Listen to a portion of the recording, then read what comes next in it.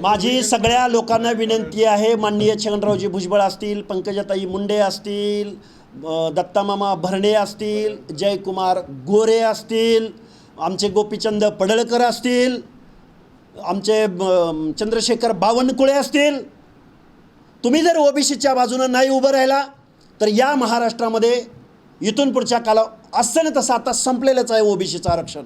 मी खूप जबाबदारीनं बोलतोय. महाराष्ट्रामधल्या ओबीसींचं आरक्षण संपलेलं आहे.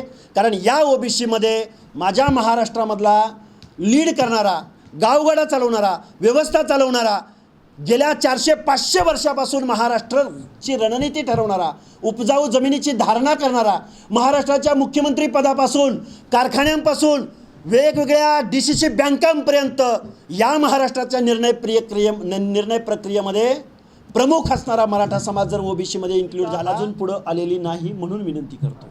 ज्या दिवशी आम्ही शिंदे समितीचा अहवाल ॲज इट इज स्वीकारला आहे असं म्हणून जे कोणी घोषणा करतील त्या दिवशी महाराष्ट्र बंद असेल.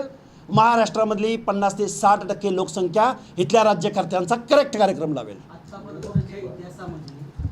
अनेक मुख्यमंत्री कोण गेले शरद पवारांपासून, मात्र आत्ताच एवढ्या मोठ्या नोंदी देतात म्हणजे कुठं तर फडणवीसांच्या काळात ओबीसीचं आरक्षण संपवायचा घाट घातला जातोय का?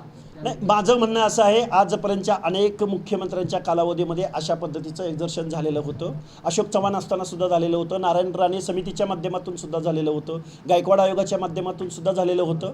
पण त्यावेळी सन्माननीय न्यायालय असो किंवा सन्माननीय आरक्षणासंदर्भात निर्णय घेण्यात येणारा किंवा ज्यांना घेण्याचा घटनात्मक अधिकार आहे अशा स्टेट बॅकवर्ड कमिशनकडून वेळोवेळी या बाबतीमध्ये उत्तरं या महाराष्ट्राला मिळालेली आहेत. त्यामुळे हेच मुख्यमंत्री असं नाही म्हणता येणार. याच्या अगोदरच्या अनेक मुख्यमंत्र्यांनी तसे प्रयत्न केलेले आहेत. एवढ्या प्रमाणात हे जर ॲज इट इज स्वीकारलं तर मग मात्र घटनाबाह्य हे आरक्षणामधली घुसखोरी आहे. ओबीसी आरक्षण संपवण्याचा घाट आहे. ओबीसी आरक्षणाची घटनात्मक चौकट ब्रेक करण्याचा प्रयत्न या महाराष्ट्राच्या मुख्यमंत्र्यांकडून, मंत्रिमंडळाकडून आणि लोकनियुक्त सरकारकडून होतोय असा मी डायरेक्ट आरोप ॲज इट इज जर शिंदे समितीचा अहवाल स्वीकारला तर मी या मुख्यमंत्र्यावर करत आहे.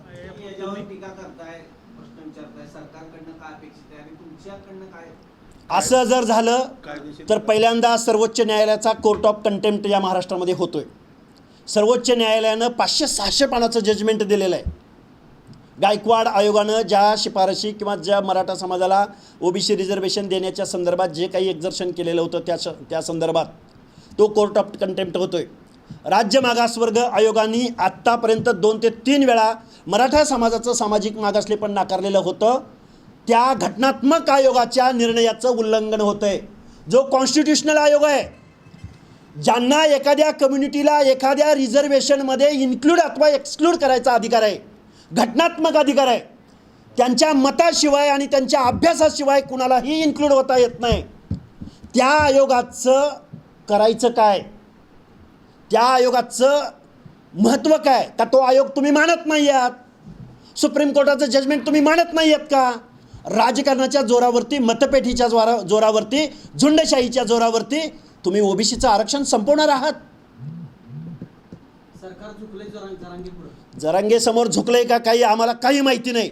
पण अशा पद्धतीनं जर लाखो सर्टिफिकेट जर महाराष्ट्रात इश्यू केले जात असतील तर ओबीसीचं आरक्षण संपलेलं असेल. आज रोजी मी एक आंदोलक म्हणून, एक कार्यकर्ता म्हणून मी हतबल आहे.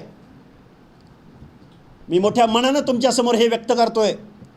गेले अनेक दिवस उपोषणाच्या माध्यमातून अनेक वेळा मला खलनायक बनवण्याचा प्रयत्न केला. मी म्हणतोय काय तर महाराष्ट्रातल्या 450 जाती आहेत. काही जाती तर दुर्बिणीनं शोधाव्या लागतात.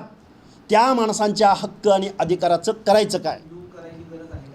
हे बघा, आरक्षण रिव्ह्यू करायला कधी अधिकार पोचतो? ज्यावेळी तुमचा इम्पेरिकल डेटा महाराष्ट्राचा मुख्यमंत्री म्हणून, महाराष्ट्राचं उत्तरदायी सरकार म्हणून सरकारच्या टेबलवरती तशी इन्फॉर्मेशन असायला हवी ना. सुप्रीम कोर्टाचं महाराष्ट्राच्या प्लॅटफॉर्मवरती सुप्रीम कोर्टाचं जजमेंट आलं इम्पेरिकल डेटा कलेक्ट करण्यासंदर्भातलं. त्याच महाराष्ट्रामध्ये इम्पेरिकल डेटा कलेक्ट होत नाही, पण बिहारमध्ये इम्पेरिकल डेटा कलेक्ट होतो, तमिळनाडूमध्ये इम्पेरिकल डेटा कलेक्ट होतो, उत्तराखंडमध्ये इम्पेरिकल डेटा कलेक्ट होतो, तेलंगणामध्ये तसं एक्झर्शन सुरू आहे. पण फुले शाहू आंबेडकरांचं नाव घेणारा महाराष्ट्र मात्र महाराष्ट्रामधल्या प्रकरणांसंदर्भात हे जजमेंट येऊन सुद्धा आजपर्यंत इम्पेरिकल डेटा कलेक्ट करण्याच्या दृष्टिकोनातून सोशो इकॉनॉमिकल स्टडी करण्याच्या दृष्टिकोनातून एकही पाऊल उचलायला तयार नाही. इथंच ओबीसीच्या बाजूनं कोणीही नाही अशा निष्कर्षापर्यंत मी पोचलोय.